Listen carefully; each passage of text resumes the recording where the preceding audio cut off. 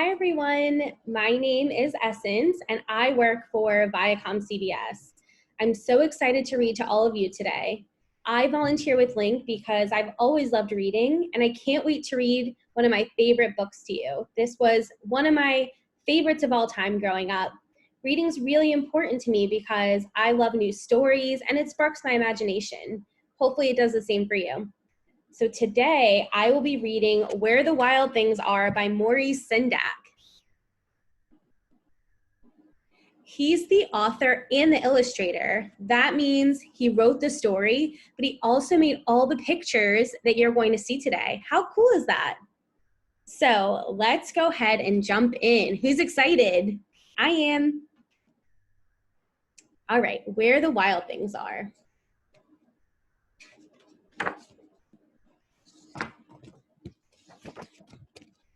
Look how nice and colorful all the pages are. Makes me happy.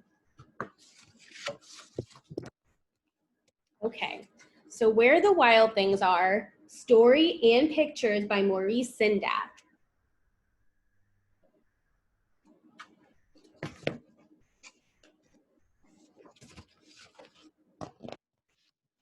The night Max wore his wolf suit and made mischief of one kind. Look at him. What's he doing in there? He's got a hammer. He's got his blanket up for a fun little fort. His mother called him Wild Thing, and Max said, "I'll eat you up." So he was sent to bed without eating anything. Uh-oh, Max doesn't look too happy there.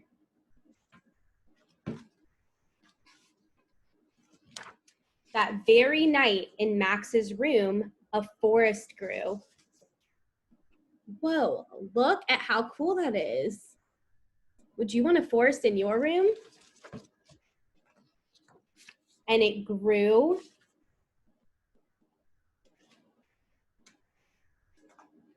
And it grew until his ceiling hung with vines and the walls became the world all around.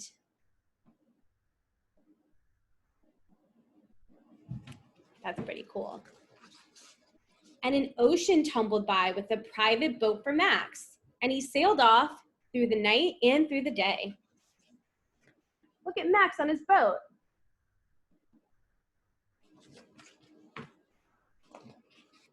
And in and out of weeks, and almost over a year to Where the Wild Things Are. So he was on that boat for a year, a whole year.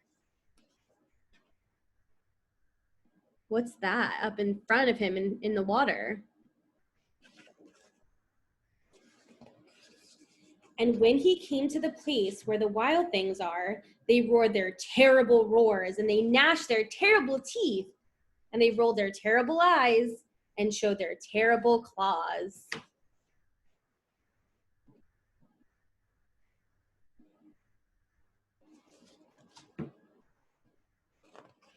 Till Max said, "Be still," and tamed them with the magic trick of staring into all their yellow eyes without blinking once.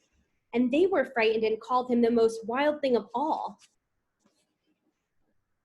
Look at him.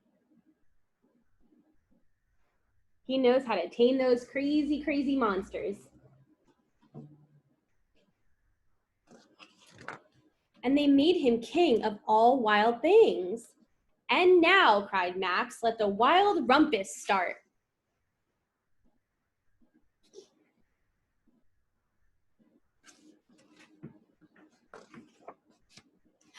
They're having a fun little party. Check them out. Would you want to be a part of this fun party? I would. Look at them. Hanging on trees, doing all sorts of fun stuff. And he's getting a fun little piggyback ride.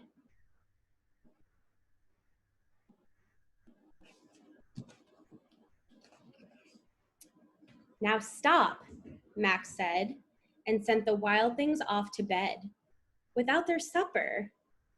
And Max, the king of all wild things, was lonely and wanted to be somewhere loved, where someone loved him best of all.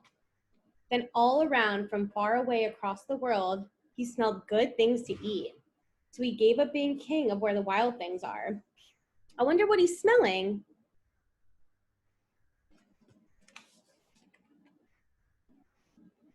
So you can see Max is sad. He wants to be somewhere where he's loved by someone who loves him. Who do we think that is? But the wild things cried, "Oh, please don't go. We'll eat you up. We love you so." And Max said, "No." The wild things roared their terrible roars and gnashed their terrible teeth, and they rolled their terrible eyes and showed their terrible claws. But Max stepped into his private boat and he waved goodbye. There he is, saying goodbye.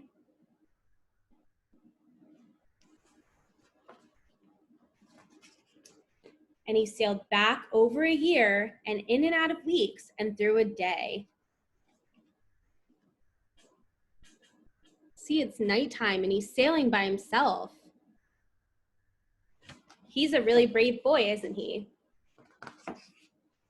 And into the night of his very own room, where he found his supper waiting for him.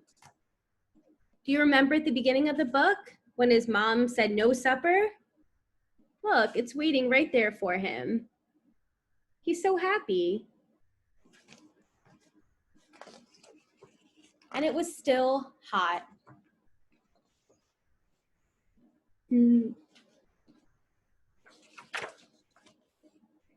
The end. So what did you learn from this story? I think this book taught me a lot. As you can see, his supper was still hot, so he wasn't gone as long as he thought, and it was all a part of his imagination, and it's fun. We can all have imagination or make believe things or dream things, no matter how big or small. What would you do if you were Max? Think about it. Talk about it with your friends, your family. Like I said, this was one of my favorite books, and I hope that you enjoyed it too. Thank you so much for letting me read this story to you today. I hope you enjoyed listening to it as much as I enjoyed reading it to you. And you should remember to read for 20 minutes every day this summer. It's super fun and it's really important. Make sure you can check out Link's website, linknewyorkcity.org, to sign up for their online summer programming, because you don't want to miss out on all the fun. Thank you so much. It was nice to meet you all. Bye.